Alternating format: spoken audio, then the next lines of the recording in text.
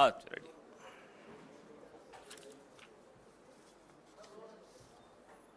नमस्कार साथियों, अक्सर हम लोग मानते भी हैं, जानते भी हैं कि डॉक्टर भगवान का दूसरा रूप होते हैं और एक स्वस्थ देश, एक स्वस्थ समाज, एक स्वस्थ परिवार, एक स्वस्थ व्यक्ति डॉक्टर ही बनाते हैं। लेकिन अगर उस डॉक्टर को बनाने की प्रक्रिया अस्वस्थ हो जाए तो वो डॉक्टर कैसे एक स्वस्थ नागरिक को बनाएगा? मैं आंकड़े पीछे चलते रहेंगे, मैं साथ साथ बोलता रहूंगा ताकि आपको समझ में आए कि क्या हैं ये आंकड़े। नाम है नीट। कहीं से भी रिजल्ट देखने के बाद क्या आपको लगता है कि ये प्रक्रिया नीट है, ये प्रक्रिया साफ है, स्वस्थ है, स्वच्छ है? बिल्कुल नहीं लगता। अगर ये आप आंकड़े देखेंगे, 24 लाख बच्चों का भविष्य धूमिल हो रहा है, उस पर पानी फेर दिया गया है इस परीक्षा के माध्यम से। पहले क्या हुआ? तारीख बढ़ाते रहे, बार बार तारीख बढ़ा रहे थे और फिर पूरे सिस्टम की पोल 4 जून को खुल गई। 4 जून पर भी फिर आएंगे, पहले चर्चा इस पर कर लें। पूरे के पूरे 720 आउट ऑफ 720 आउट ऑफ 720, आप पीछे आपके सामने स्क्रीन पे जो आंकड़ा दिख रहा है वो देखिए। इसको 67 टॉपर्स थे जिसको 720 में से 720 अंक मिले इस साल। पिछले साल कितने थे, उसके पिछले साल कितने थे? ये तमाम आंकड़े ये विनीत जी ने हमारे रिसर्च करके मुझे दिया। ये बड़ी अच्छी रिसर्च इन्होंने की, ये आपको सारे आंकड़े इसमें दिखेंगे। पिछले 8 सालों में, चलिए पिछले साल का तो छोड़िए, पिछले 8 सालों में सिर्फ 7 ऐसे छात्र थे जो पूरे में से पूरे अंक लाए हों। 8 साल में 7 छात्र और 1 साल में 67 छात्र। यह अपने आप में चौंका देने वाला आंकड़ा है। शिक्षा मंत्री जी कोई जवाब नहीं। ये एक्स्ट्रा 2AB कहां से आया? प्रधानमंत्री की भाषा में अगर पूछें तो ये 2AB आया कहां से एक्स्ट्रा? उनको बड़ा शौक है इस तरह के इक्वेशन देने का। जयराम जी होते तो बड़ा मुस्कुराते इस बात को सुनकर, उनको भी बड़ा प्रिय लगता है ये उदाहरण। अब ये परीक्षा पे चर्चा से प्रेरणा मिली बच्चों को, ये तो हम मान नहीं सकते। परीक्षा पे चर्चा से हम में से किसी को कभी मिली है प्रेरणा प्रधानमंत्री से? लेकिन फिर घोटाला हुआ। ये कैसे साबित हुआ? बिहार में पुलिस ने पकड़ा, कई ऐसे लोगों को पकड़ा, आज वो हिरासत में हैं, जिन्होंने टेलीग्राम चैनल्स पे नीट के पेपर लीक किए थे। इसकी जांच में आगे क्या हुआ ये हमें नहीं मालूम। 13 आरोपी वहां गिरफ्तार हुए। वैसे ही गोधरा, गुजरात, बिहार भी का एक उदाहरण दे रहा हूं मैं आपको, अब गुजरात का भी उदाहरण दे रहा हूं। गोधरा में भी कोचिंग सेंटर्स के साथ मिलकर, एक पर्टिकुलर कोचिंग सेंटर था, उसके साथ मिलकर कैसे ये लीक हुआ। तो ये बिहार और गुजरात, ये एनडीए का गठबंधन क्या नीट डिजास्टर अलायंस हो गया है? एक उदाहरण बिहार से है, दूसरा उदाहरण गोधरा से है, प्रधानमंत्री जी की कर्मभूमि से है। सोचिए, इतना बड़ा घोटाला। कल माननीय सर्वोच्च न्यायालय ने सुनवाई की। एनटीए जो कि ये परीक्षा करवाता है, उसने लीपापोती की पूरी कोशिश की। क्या कहा? उन्होंने कहा कि जो 1563 बच्चों को टाइम लॉस की वजह से ग्रेस मार्क्स दिए, और एक माननीय सर्वोच्च न्यायालय की जजमेंट को कोट किया कि साहब इस जजमेंट में यह कहा है कि अगर बच्चों को टाइम लॉस होता है तो वो कैलकुलेट करके इन्हें ग्रेस मार्क्स दिया। उसी जजमेंट में यह स्पष्ट लिखा है कि इंजीनियरिंग और मेडिकल इसमें नहीं आते, इस कैटेगरी में नहीं आते, उनको इस तरह से टाइम लॉस के ग्रेस मार्क्स नहीं दी जा सकते। आप सोचिए कि जजमेंट तक को ट्विस्ट करके यह सरकार किस स्तर पर गिरकर लीपापोती कर सकती है, 24 लाख बच्चों के भविष्य को अंधेरे में डाल सकती है। यह हमने कल सुना और देखा। 4 जून को एक परीक्षार्थी और फेल हुआ था, 400 बोला, 240 लाया और 55 ग्रेस मार्क्स लेके सरकार बना के बैठा। वो 55 ग्रेस मार्क्स ही तो हैं। ये रिजल्ट 14 जून को आना था, इसको 4 जून को क्यों किया गया? यही सोचा कि आप लोग जो अभी व्यस्त होंगे, हम सब व्यस्त होंगे चुनावी नतीजों में, पूरा देश टीवी पे सिर्फ चुनावी नतीजे देख रहा होगा, तो ये एक बड़ा विवाद नहीं पैदा होगा, इसलिए 14 जून को 4 जून पे ले आया गया। ये तमाम सवाल हैं जिसके जवाब नहीं मिले हैं।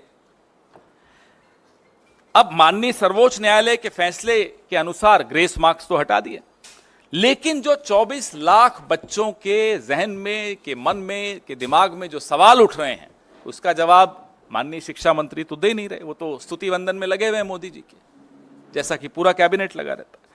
अब 580 से ज्यादा नंबर, ये आंकड़े जरूर देखिएगा जब मैं बार बार, क्योंकि इसमें इन्होंने मेहनत की है विनीत जी ने, बहुत कायदे का ये आंकड़े, ये सिर्फ आंकड़े देख लें तो इस प्रेस कॉन्फ्रेंस की भी जरूरत नहीं है, इतने महत्वपूर्ण आंकड़े हैं ये। 580 से ज्यादा मार्क्स लेने वाले छात्रों के जो एग्जामिनेशन सेंटर हैं, हम ये मांग करते हैं कि उन एग्जामिनेशन सेंटर्स के साथ उनके नाम जारी किए जाएं, वो बहुत आवश्यक है। दूसरी हमारी मांग ये है कि जो 12वीं के बोर्ड के मार्क्स का मिलान नीट के टॉपर्स के साथ किया जाए, क्योंकि एक सूचना है कि कुछ ऐसे छात्र हैं जिन्होंने 12वीं भी संघर्ष करके पास की, कोई ज्यादा अच्छे नंबर नहीं लाए, लेकिन नीट में टॉपर हो गए। हम नहीं कह रहे नहीं हो सकते, ऐसे लोग आगे चल के शिक्षा मंत्री और प्रधानमंत्री भी बन सकते हैं, इसमें कोई हमें उसमें नहीं है, लेकिन नीट में इतने मार्क्स ले जाएं, थोड़ी गड़बड़ की आशंका वहां 24 लाख बच्चों के मन में है, तो इसका जवाब भी देना होगा। जिस जिस एग्जाम सेंटर पर औसत से ज्यादा हाई मार्क्स वाले परीक्षार्थी हैं, उनकी वीडियो रिकॉर्डिंग भी जारी की जाए, ताकि पता चल सके कि ये एक्स्ट्रा मार्क्स ग्रेस से मिले हैं, डिसग्रेस से मिले हैं, कैसे मिले हैं ये मार्क्स। तो इसकी वीडियो रिकॉर्डिंग भी सामने आए, थोड़ा आवाज प्लीज, इसकी वीडियो रिकॉर्डिंग भी सामने आनी चाहिए। अब इसमें कुछ और महत्वपूर्ण बिंदु, एक सबसे ज्यादा यह है जो इन्होंने ही मुझे सुबह बताया कि एक विंडो खोली गई 2 दिन की, उसमें बच्चों ने ऑप्शन दी कि नहीं मुझे ये नहीं, ये सेंटर चाहिए। बिहार का एक बच्चा गुजरात के सेंटर में एग्जाम देने जाए, वो भी उस विंडो का फायदा उठाते हुए बोले नहीं मुझे ये नहीं, बिहार का सेंटर नहीं चाहिए, गुजरात का सेंटर चाहिए, 1500 किलोमीटर दूर का सेंटर चाहिए। ऐसे कई उदाहरण हैं। हम ये भी मांग करते हैं कि उन तमाम बच्चों की सूची भी सार्वजनिक की जाए जिन्होंने इस विंडो का लाभ उठाते हुए अपने सेंटर्स बदले, और ऐसे बच्चों की भी सूची सामने लाई जाए जो हैं राजस्थान के और जा रहे हैं केरला, उदाहरण दे रहा हूं, एग्जाम देने इतना दूर जा रहे हैं, ना उनके कोचिंग सेंटर के पास है वो सेंटर एग्जाम का, न उनका जहां वो रहते हैं वहां के पास है, तो इतना दूर जाने की क्या आवश्यकता पड़ी। तो कई चीजें निकल कर आएंगी अगर इसका जवाब हमको मिलेगा तो। एक दुर्भाग्य यह भी है कि रेल मंत्री हो, शिक्षा मंत्री हो, गृह मंत्री हो और भगवान के अवतार खुद हो प्रधानमंत्री, कोई अकाउंटेबिलिटी नहीं लेना चाहता। जवाबदेही का जो एक संस्कृति थी इस देश में, वो लाल बहादुर शास्त्री जी की हो, वो माधवराव जी सिंधिया की हो, वो संस्कृति अब आपको बिल्कुल नहीं दिखती। चलिए इस्तीफा आप नहीं दे रहे, यूपीए के शासनकाल में सिर्फ आरोप लगते थे, बाद में झूठे भी साबित हो गए, आरोप लगते थे और इस्तीफा हो जाता था, जवाबदेही थी। आज वो मंत्री मुस्कुराते हुए आरोप हम पर सब पर लगाता है, इस देश के नागरिकों पर लगाता है कि ये मोटिवेटेड प्रोटेस्ट हो रहा है। थोड़े दिनों में देश विरोधी भी हो जाएंगे ये बच्चे, देख लीजिएगा, इनको राष्ट्र विरोधी कह दिया जाएगा जो प्रोटेस्ट कर रहे हैं। आत्महत्याएं हो रही हैं इन पेपर लीक्स को लेकर, और मंत्री मुस्कुराते हुए कहता है मोटिवेटेड प्रोटेस्ट हैं।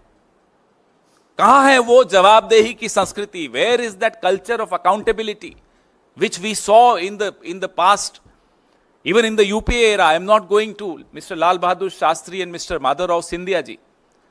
Even in the UPA era we saw this. Just an accusation and people would resign. Later, of course, those accusations were proved wrong. Yet there were resignations, there was accountability, there was a respect for public opinion, there was respect for the media. अब वो कहां है सम्मान media का? वो सम्मान कहां है उन लोगों का जो सवाल पूछते हैं? आप इसी पर सवाल अपने सीमित रखिएगा तो उचित रहेगा। प्रेस रिलीज और ज्यादा विस्तृत है, इसमें और आंकड़े हैं, और मैं फिर से मेरे सहयोगी विनीत पुनिया जी को धन्यवाद देता हूं जिन्होंने आज सुबह सुबह ये आंकड़े मुझे दिए। जी, हमारी पहली मांग, जो कि हमें मालूम है बिल्कुल पूरी नहीं होगी, कि जो विश्व गुरु हैं आजकल शायद विदेश में हैं, वो अपना मुंह खोलें, इस पे कुछ बोलें। परीक्षा पे चर्चा करने वाले ढंग से पर्चा नहीं करवा पाते, तो हम उनसे मांग करते हैं कि वो अपना मुंह खोलें और इस पर कुछ बोलें। दूसरी मांग हमारी है कि जो 24 लाख उम्मीदवार 1 लाख सीटों के लिए बैठते हैं, इसमें 55,000 तो सरकारी मेडिकल कॉलेजेस की, ये छात्र अब सरकारी कॉलेजों में कैसे दाखिला ले पाएंगे?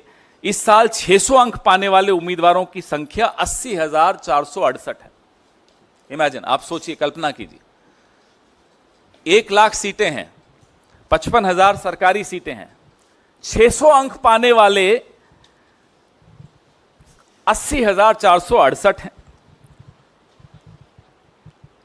सरकारी में इनकी एडमिशन कैसे होगी? इसमें एससी, एसटी, ओबीसी, ये तमाम जो रिजर्वेशंस हैं, इन सब का भी क्राइटेरिया है। इस पे कोई, किसी के मन में कोई स्पष्टता नहीं है। हमारी तीसरी मांग है कि अगर सरकार का दावा है कि ये पूरी तरह से पारदर्शी परीक्षा है, तो पिछले साल और इस साल जो 580 से अधिक अंक प्राप्त करने वाले छात्रों का पूरा परिणाम एनटीए द्वारा सार्वजनिक किया जाना चाहिए। 580 से अधिक अंक प्राप्त करने वाले छात्रों के सेंटर्स क्या थे, एग्जामिनेशन सेंटर्स, वो भी सार्वजनिक करने चाहिए, ताकि पता चले कि वो छात्र अपने गृह स्थान से या अपने कोचिंग सेंटर के स्थान से कितना दूर जाकर एग्जाम दिया, और फिर कारण भी हमें जांच करने चाहिए कि क्यों इतना दूर गया। कुछ ऐसे छात्र हैं जो 1500 किलोमीटर दूर जाकर एग्जाम दे रहे हैं, क्यों दे रहे हैं? सेंटर आपके पास में ही है तो भी आप उस सेंटर पे नहीं गए। हमारी चौथी मांग है कि जो बोर्ड के एग्जाम्स हैं, 12वीं के एग्जाम्स विशेष तौर पे, उससे नीट के जो एग्जाम्स में जो अंक बच्चों को मिले हैं उसका मिलान किया जाए। जो टॉपर्स हैं, तथाकथित टॉपर्स जो हैं, उनके अंकों का मिलान बोर्ड के एग्जाम के रिजल्ट से किया जाए। क्योंकि ऐसी रिपोर्ट्स आई हैं कि बोर्ड एग्जाम में बड़ा संघर्ष करके वो पास हो पाए, नीट में टॉप कर गए। हमें आपत्ति नहीं है, कर सकते हैं, मेहनत की होगी, ये भी मान लेते हैं एक बार, लेकिन 67 लोग 720 में से 720 लाते हैं तो सवाल उठते हैं। कुछ सेंटर्स ऐसे हैं जिसमें सबसे ज्यादा ऐसे उदाहरण मिलेंगे आपको। अब गोधरा का मैंने आपको एक एग्जाम्पल दिया, बिहार में पकड़े गए 13 लोग अभी गिरफ्तार किए गए हैं कुछ वक्त पहले। हमारी 5वीं मांग ये है कि जिन सेंटर्स, जो सेंटर्स हाई स्कोरिंग सेंटर्स हैं, उनके वीडियो भी जारी किए जाने चाहिए, ताकि इस घोटाले की पूरी पहचान हो कि जो ओएमआर है, जो भरा गया था ओएमआर, उसका प्रतिरूपण हुआ था या नहीं, ये सच्चाई भी सबके सामने आनी चाहिए। एक जो हमने मांग बार बार दोहराई है, फिर से दोहरा रहे हैं, कि जैसे इलेक्टोरल बॉन्ड्स थे, जब वो सार्वजनिक हुए तो सबको कई सवालों के जवाब मिले। अभी कुछ सवाल बाकी हैं हम सबके दिमाग में, लेकिन फिर भी काफी सवालों के जवाब मिले। फिर एक लिस्ट आई कि ईडी सीबीआई ने कैसे रेड डाली, और वहां फिर इलेक्टोरल बॉन्ड्स के माध्यम से चंदा गया। ऐसे ही ये तमाम जो हम जानकारियां कह रहे हैं, मांग कर रहे हैं कि सार्वजनिक पटल पे रखी जाएं, ये रखनी चाहिए, ताकि लोगों के मन में 24 लाख कोई छोटा आंकड़ा नहीं होता, 24 लाख बच्चों का भविष्य इसमें जुड़ा हुआ है। देश की स्वास्थ्य व्यवस्था का भविष्य इससे जुड़ा हुआ है। अगर देश की स्वास्थ्य व्यवस्था ही स्वस्थ नहीं होगी, उसकी प्रक्रिया स्वस्थ नहीं होगी, तो हम इस देश को अच्छा स्वास्थ्य कैसे दे पाएंगे? आपके सवाल। जहां एग्जाम सेंटर था उनका लिस्ट बिल्कुल, जो टॉपर्स हैं, खास तौर पे जो ये अंक जो विनीत जी ने इकट्ठे किए हैं, इन अंकों को देखते हुए उन तमाम सेंटर्स की जानकारी जहां सबसे ज्यादा ऐसे उदाहरण मिलेंगे कि 720 में से 720 आ गए, और अगर आप प्रतिशत में देखेंगे तो 720 में से 720 लाने वालों की जो प्रतिशत वृद्धि हुई है पिछले सालों से, 3250% की वृद्धि हुई है। आप सोच सकते हैं। जब विनीत जी ने सुबह मुझे बताया तो मैंने कहा आप पहले भेजिए, मैं मान ही नहीं सकता ऐसा। 710 जिनको मिले हैं, 941% की वृद्धि हुई है। कभी हो सकता है? इसलिए यह सवाल। पवन जी, मेरा सवाल है कि अब सिर्फ नॉर्थ के राज्य नहीं, साउथ के राज्यों में भी इसके सवाल उठने लगे इसको लेकर, एग्जाम को लेकर, और तमिलनाडु सरकार ने तो सीधे तौर पे इस एग्जाम को रद्द करने की मांग की है, पूरे एग्जाम को रद्द करने की। क्या कांग्रेस पार्टी इससे सहमत है? देखिए, इतना अगर बड़ा प्रश्न चिन्ह लग जाए, इतना बड़ा सवालिया निशान लग जाए किसी एग्जाम की प्रक्रिया पर, तो जाहिर सी बात है मांगे उठेंगी, और सरकार को चाहिए कि इन मांगों को डिसमिस किए बगैर सब कुछ सार्वजनिक पटल पर रखा जाए। पवन sir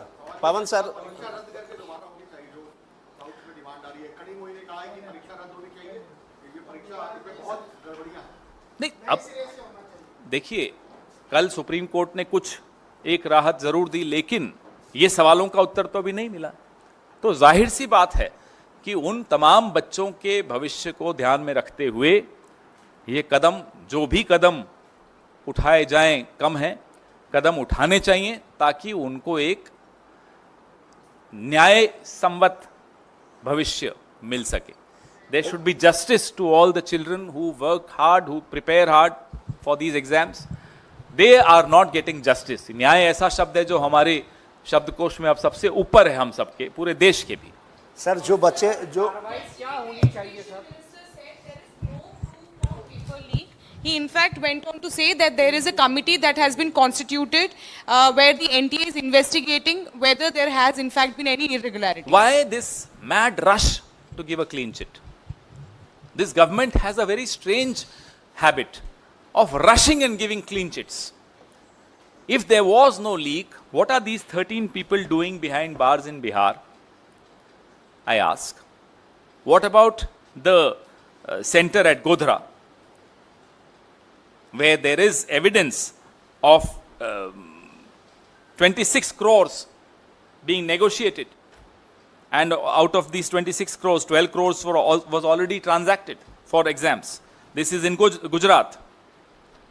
So that's what we are saying. Please make public all these details of the centers where these toppers are there, their 12th class results, the videography of those centers, and how many students availed of that window of 2 days and sought to change their centers. Everything will be out with all these when all these details are made public. पवन जी मेरा सवाल ये है कि शिक्षा मंत्री धर्मेंद्र प्रधान है, इसके पहले, इस सरकार के पहले भी वही थे, इस बार कंटिन्यू हुए हैं।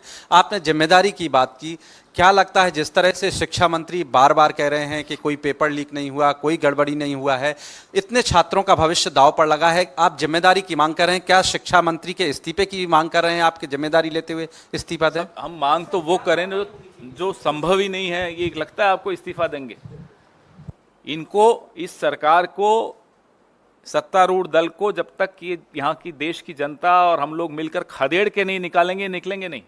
अभी ग्रेस मार्क्स से चल रहे हैं, तो इनसे हम इस्तीफा तो लोग जब चाहेंगे इनको निकाल देंगे, चिंता मत कीजिए। लेकिन अगर पटना की आर्थिक अपराध इकाई ने पाया कि 5 मई को होने वाली परीक्षा से पहले ही प्रश्न पत्र पहुंच गए लोगों के पास, वो रैकेट उन्होंने एक्सपोज किया, तो शिक्षा मंत्री किस दावे के साथ कह सकते हैं कि कोई गड़बड़ हुई नहीं? 60 करोड़ तक की लेन देन की खबरें हुई, छपी थी, आप लोगों ने भी पढ़ी थी। 30 से 50 लाख रुपए लोगों से लिए गए एग्जामिनेशन पेपर के। तो ये सब बातें तो अखबारों में ही और मीडिया के ही माध्यम से आई थी। जी, एक एक करके माइक दे दो, एक एक करके। सर मेरा सवाल माइक आ जाए फिर पूछ लीजिए। सर मेरा सवाल इस डेटा को लेकर है। किसको लेकर है? डेटा को लेकर है। आप जो दिखा रहे हैं आंकड़े, उसमें जो चेंज इन परसेंटेज दिख रहा है, इसके पीछे दो जो लॉजिकल रीजंस अभी तक सामने आए हैं वो ये है कि पिछले सालों से इस साल का जो सिलेबस था एनसीईआरटी का नीट के लिए, वो 15 to 20% रिड्यूस किया गया, ग्रेडिंग ऑफ पेपर्स इजी की गई, और जो बच्चे थे, जो आप कह रहे हैं कि 2 दिन का विंडो मिला रजिस्ट्रेशन के लिए, क्योंकि काफ़ी कंप्लेंट्स उस वक्त आई थी बच्चों की कि रजिस्ट्रेशन नहीं हो पा रही क्योंकि वेबसाइट पे लॉक जैम था, तो उनके लिए रजिस्ट्रेशन खोली गई थी एनटीए की तरफ से। तो क्या आप ये चाह रहे हैं कि अब एनटीए जो बच्चों के जो रजिस्ट्रेशंस हैं और उनके सेंटर्स हैं, उनसे क्रॉस मैचिंग करके उनके जो प्रीवियस 12th के मार्क्स हैं और वो भी नीट के मार्क्स है वो क्रॉस मैच करें? क्योंकि सर ये डेटा आना तो फिर मुश्किल ही होगा। क्यों मुश्किल होगा? देखिए, इट्स नॉट सो, इतना मुश्किल नहीं है कि उस 2 दिन की विंडो में, हम उस 2 दिन की विंडो को क्यों खोला गया उस पर सवाल अभी नहीं उठा रहे। हम ये सवाल उठा रहे हैं कि उस 2 दिन की विंडो में ऐसे कितने और कौन से बच्चे हैं जिन्होंने सेंटर्स बदले, राइट? आपने पूछा आंकड़ों पे जो सवाल, मैं अपने सहयोगी विनीत पुनिया जी को कहूंगा कि इसका उत्तर दें। देखिए, बड़ा सीधा सवाल है, सीधा जवाब है कि अगर मार्क्स बढ़ रहे हैं, अगर स्कोरिंग इजी थी, अगर एग्जामिनेशन का टेस्ट इजी था, तो सबके मार्क्स बढ़ेंगे ना। हाई स्कोरिंग मार्क्स तो बढ़ रहे हैं पर डिस्प्रोपोर्शनेटली। जो हाई स्कोरिंग मार्क्स हैं, जिसको आप 600 एंड अबव काउंट कर सकते हैं, उसमें जो इंक्रीज है एक अजीब, ये ह्यूमन इंटेलिजेंस के अगेंस्ट है। जो क्वेश्चन पूछा जा रहा है, जो गवर्नमेंट का जो क्लैरिफिकेशन है, ये भी बिल्कुल बेसिक कॉमन सेंस के भी अगेंस्ट है कि आपका जो हाईएस्ट एंड होता है, आप कभी भी देखेंगे कोई भी मेरिट, जो टॉप पे लोग होते हैं वो कम होते हैं। जैसे जैसे आप नीचे पिरामिड में आते हैं वो नंबर बढ़ता जाता है। हमेशा कोई भी टेस्ट ले लीजिए, 99% लेने वाले बच्चे कम मिलेंगे, 98 वाले उससे ज़्यादा, 97 वाले उससे ज़्यादा, 90 वाले बहुत ज़्यादा, 80 वाले तो बहुत ही ज़्यादा, और 70 वाले तो सब भी होंगे। ऐसे ऐसे पिरामिड चलता है। ये पिरामिड अजीब पिरामिड है, जो ये ऐसे और फिर ऐसे होता है। ये लॉजिकल नहीं है। मैं इसलिए पूछ रही हूँ क्योंकि नीट जो है जी और सीयूईटी भी कंडक्ट करवाती है। अभी तक जी के एडवांस रिजल्ट्स आए हैं, सो उसको लेकर तो कोई भी धांधली, करप्शन या किसी भी तरीके के सवालों का उठना नहीं दिखाई दे रहा। सर देखिए, हमारा सवाल, हम कोई ब्लाइंड एक्यूजेशन नहीं कर रहे, हम एक सिंपल बात कर रहे हैं। Let there be investigation, independent, clear, transparent, clear way से स्टूडेंट्स को सेटिस्फेक्शन मिले। 24 लाख स्टूडेंट्स का सवाल ही नहीं है, उनके साथ जो कम से कम 4 लोग, जो एक बच्चा जब तैयारी करता है तो उसके 4 घर वाले साथ तैयारी कर रहे होते हैं, वो भी उतना ही इन्वॉल्व होते हैं उस एग्जामिनेशन में 2 साल के लिए। जिन्होंने एग्ज़ाम नहीं दिए हैं ज़िंदगी भर, दुर्भाग्य हमारा ये है कि वो लोग सरकार चला रहे हैं और उनको पता नहीं है कि एग्जामिनेशन का लोगों के लिए इम्पोर्टेंस क्या होता है। जो लोग एग्ज़ाम देते हैं वो जानते हैं कि अकेला बच्चा पढ़ाई करता है, उसके सब लोग तैयारी करते हैं। नंबर 1 बात। नंबर 2 बात, जो अगले साल पेपर देने वाले हैं उनको भी हमें विश्वास दिलाना ज़रूरी है कि ये सिस्टम, ये ट्रांसपेरेंट है। अगर कोई गलती होगी तो उसको सज़ा मिलेगी। ये गवर्नमेंट इस तरह से काम कर रही है जैसे कुछ गलती हुई नहीं। हम नहीं कह रहे कि ये हुआ या ये नहीं हुआ। Let government come out with all the data, with all the transparent thing, let there be investigation. As we are reiterating our demand for Supreme Court monitored investigation. That is the demand that we have been putting up for again and again. Thank you. Mike दे दो इन्हें। एक second. कल शिक्षा मंत्री ने जिस तरह से प्रेस वार्ता की, उनके बयानों में काफी विरोधाभास है। एक और कहते हैं कोई गलती हुई नहीं, कोई धांधली नहीं हुई, उसके बाद कहते हैं जो दोषी होगा उसको हम सजा देंगे। साथ ही साथ आप लोग को इशारा करते हुए कहते हैं कांग्रेस गलतफहमी में न रहे, कोई नेक्सस पाया जाएगा तो कार्रवाई होगी। जब आपको उनकी बातों में ही विरोधाभास नजर आ गया तो आप समझ लीजिए कि इन सवालों की कितने महत्वपूर्ण हैं ये सवाल और क्यों इनके जवाब की आवश्यकता पूरे देश को है, ना केवल 24 लाख बच्चों को लेकिन उनके अभिभावकों को भी, पूरे समाज को ये जानना, पूरे देश को ये जानना आवश्यक है कि हुआ क्या, कैसे इतने सारे बच्चों को 720 में से 720 मिल गए और कुछ सेंटर्स पे सबसे ज़्यादा ऐसे उदाहरण मिल रहे हैं। तो ये तमाम सवाल जो हम उठा रहे हैं, इनकी जांच और इनकी जवाब आवश्यक है। सर नीट के माइक दे दो इन्हें।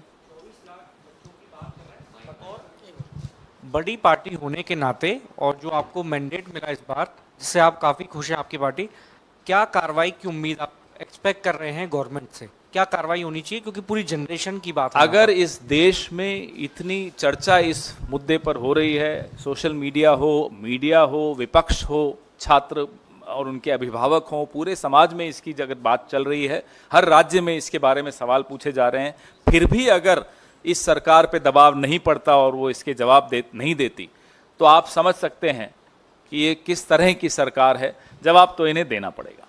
सर हाँ जी।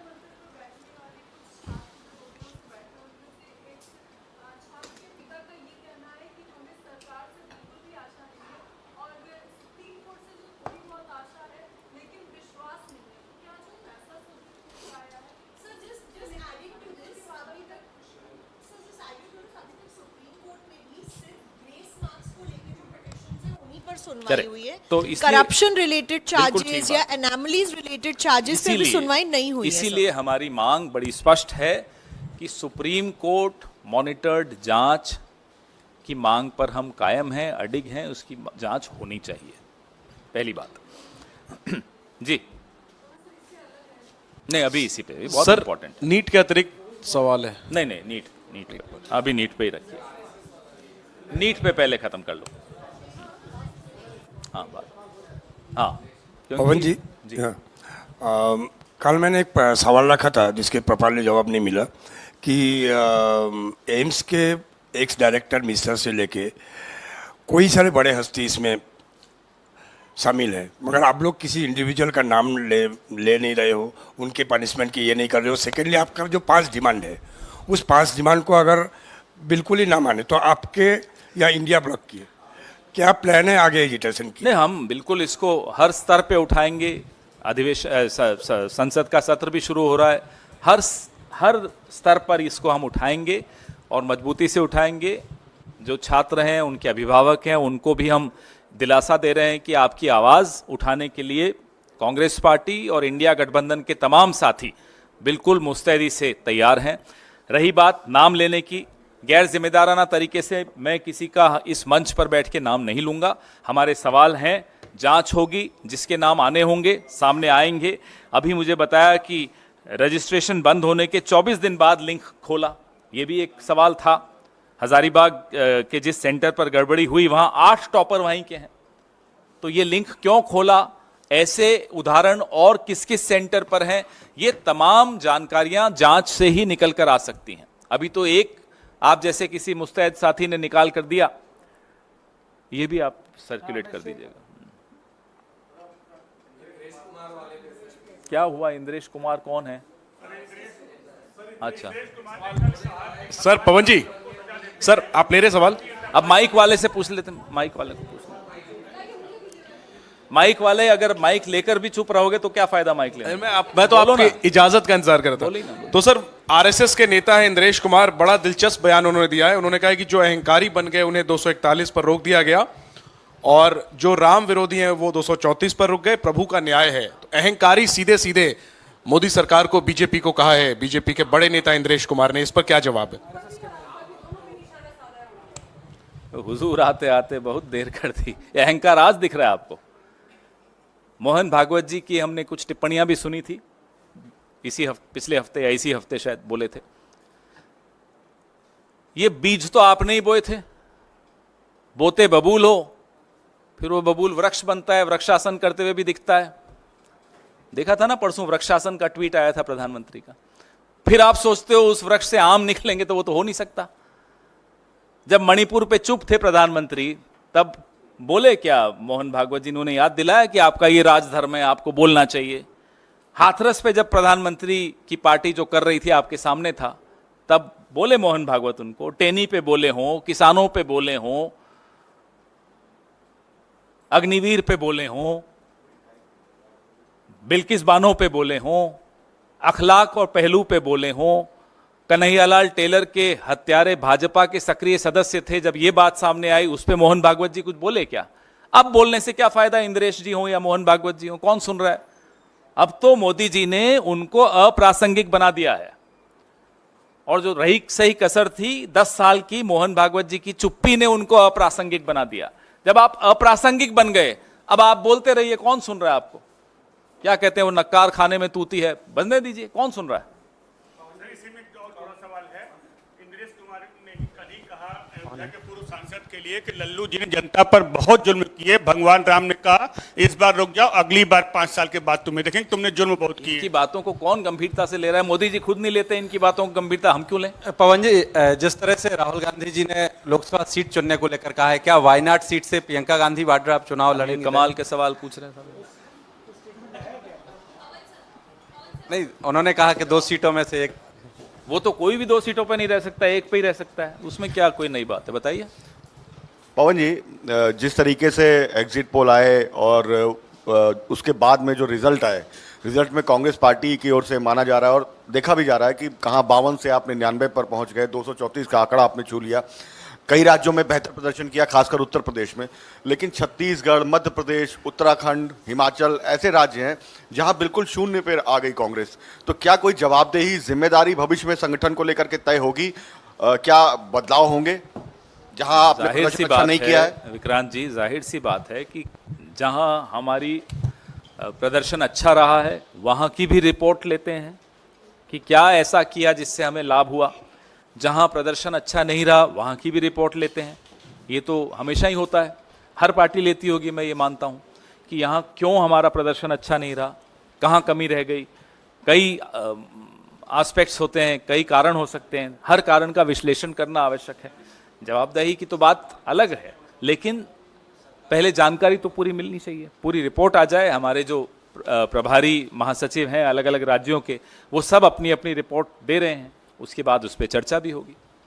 पवन sir, sir Kuwait fire incident के बाद में आज बॉडीज़ इंडिया पहुंच गई हैं, उसको लेकर लेकिन पॉलिटिक्स हो रहा है। केरला में जो हेल्थ मिनिस्टर है उन्होंने ये बात बोली है कि हम लोगों ने परमिशन मांगी थी, हमें कंसेंट नहीं मिला कुवैत जाने का। ज़्यादातर जो बॉडीज़ हैं वो केरला से बिलोंग करने वाली, उनकी फैमिलीज वेट करें, लेकिन हम लोगों को वहाँ जाने का मौका ही नहीं दिया इस सरकार ने। इस पर आपको क्या कहना है? बहुत ही हृदय विदारक घटना हुई जिसमें हमारे भारत के कई नागरिक